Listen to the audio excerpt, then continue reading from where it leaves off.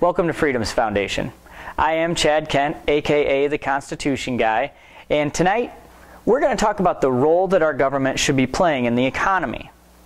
This is a really important discussion for us to be having because this is going to be one of the major themes in the election this year. I mean, it's really going to come down to a debate between those people who believe in capitalism and those who honestly think that the government is the solution to all the problems that we have in this country. I wonder why the president doesn't want to make this election about his record.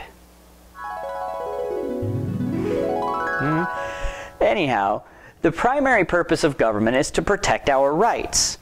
And one of the ways that it plays that role is to act as an impartial third party whenever two people have a dispute of some sort.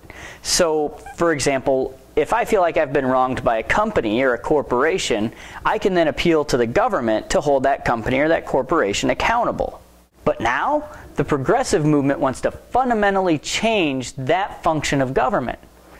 You'll often hear people with a liberal or a progressive point of view say that they want to give the federal government control over any number of different industries like banking or healthcare, financial services, any number of different industries.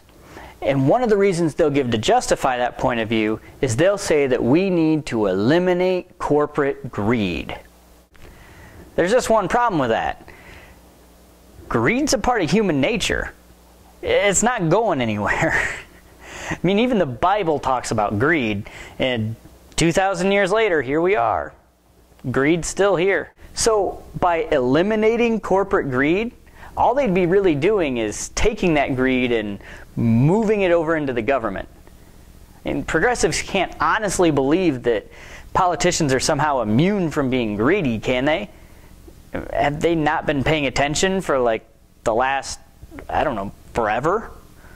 If you give control of these industries over to the federal government, all you're really doing is taking that greed and combining it with the overwhelming power of government. Yeah, I don't see any way that turns out badly. Hey, I know! Let's take the corporations and put them in the hands of the people in charge of making all the rules! Think of our country as a basketball game where the government plays the role of the referee. It's in charge of calling the fouls and giving out the penalties. Well, right now, the progressives think that the other team is cheating.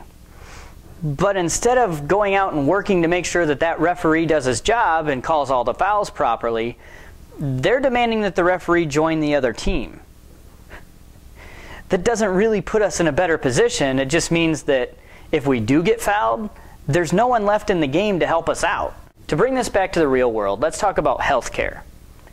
The way things stand right now, if you get screwed over by an insurance company, you can still appeal to the government and have them take care of the situation.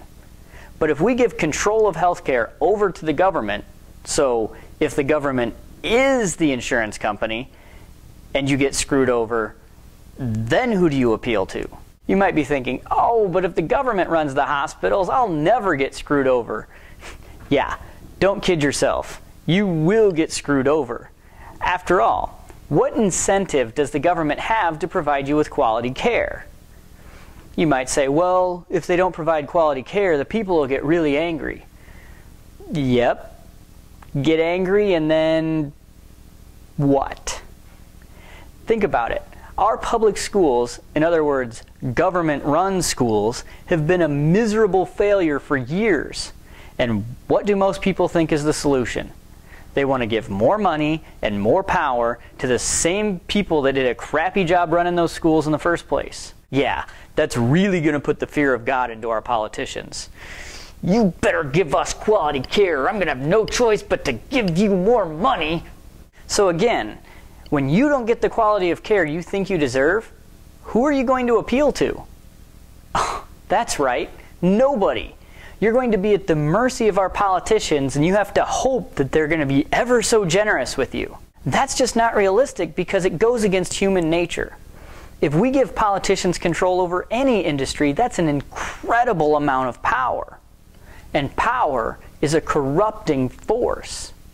So if we give the government control over healthcare or banking or any other industry, believe me, there will be a lot of corruption. Right now, anytime that we do business, whether it's with a company or a corporation or another person or whatever. We've got an objective third party available with the power to protect our rights. But if we listen to these progressive folks and allow certain aspects of the economy to be given over to the government, well, we really have no other choice but to just hope that the government treats us fairly. Personally, I just don't have a whole lot of faith in the benevolence of politicians. Human nature tells us that they're always going to do what's in their own best interests, not yours.